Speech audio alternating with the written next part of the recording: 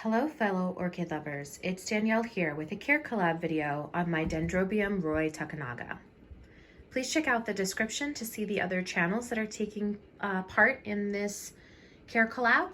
It's really kind of cool to see all the different people around the world that are growing this plant and see their different culture methods and how they've chosen to grow it in their environment. So I do have actually quite a few Latoria type dendrobiums, and that's what this is classified as, a Latoria type dendrobium. I really enjoy growing Latoria types. If you want to start branching into dendrobiums and you want an easy dendrobium to grow, this might, one of these types might be a good choice for you.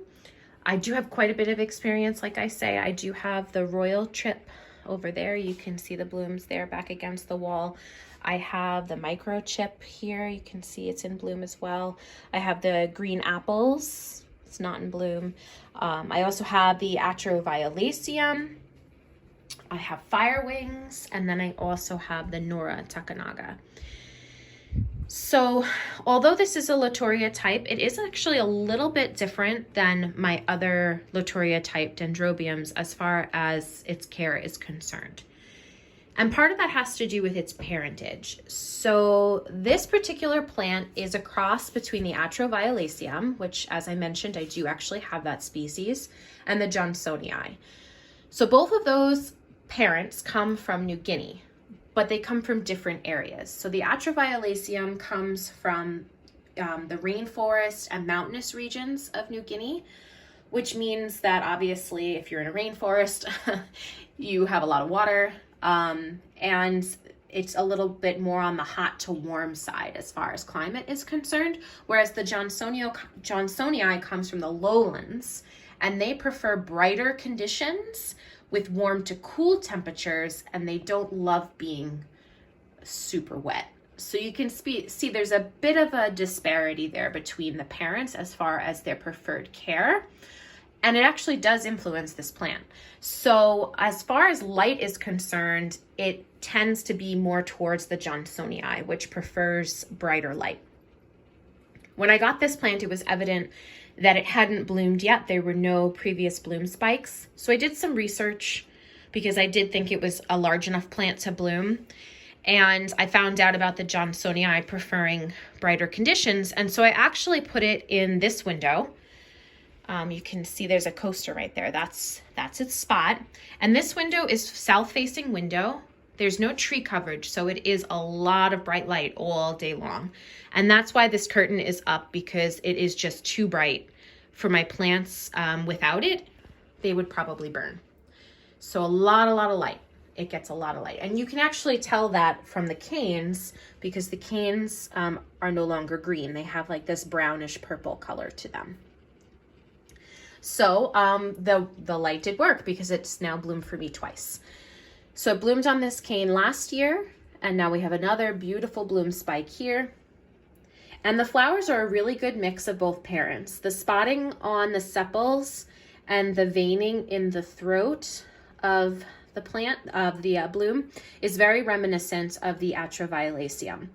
The creamy white on the petals is very reminiscent of the Johnsonii. So it's a nice mix of both. As far as watering requirements are concerned, I do grow in water culture. And what that means is I just don't grow in organic media. So there's no organic media in the glass. The only thing that's in the glass are some glass pebbles, and that's just to stabilize the plant so it doesn't kind of wobble around. Now, I've noticed with this particular plant in the summer, it behaves more like the Atroviolaceum, and it is a very thirsty plant. It's a little hard actually to keep up with sometimes because it does drink quite a bit. Whereas in the winter, it becomes like Johnsonii, and it doesn't really like to stay very wet.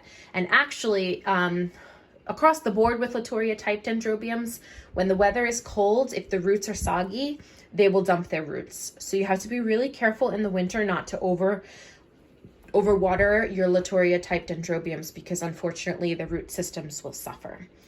Another thing I've noticed about Latorias in general is they don't have very pretty roots. So the roots come out and they're kind of like a weird creamy color with the green tips. And then as they mature, they kind of get brown and a little dull looking. And that's true of all of my Latorias. None of them really have beautiful roots. And one of the reasons why I grow in waterculture is I actually love to see the roots. So that's a little disappointing for me because they're not very pretty. But the blooms very much so compensate for it, and the ease of care very much compensates for it. Like I said, if you're looking to get a Dendrobium, a Latoria type Dendrobium is a really good choice to start off with.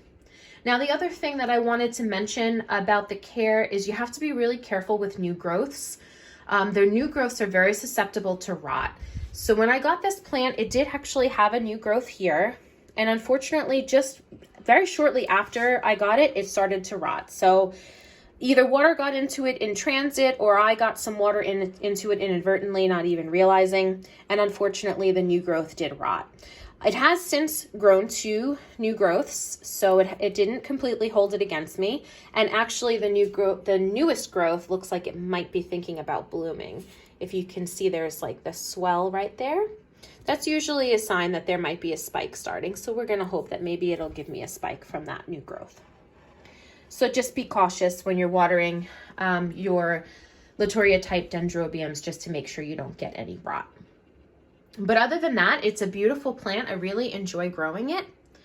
If you guys have any questions, please leave a comment and I will get back to you with whatever I can answer for you. My cat's getting impatient. She wants to be pet. She's like, aren't you done with this Carecollab yet? So I'll leave it at that. I hope that that was enjoyable to watch. And again, if you have any questions, let me know. And please do check out those other videos, how other people grow this plant. And I hope you guys are all having a nice day, and I will talk to you all next time.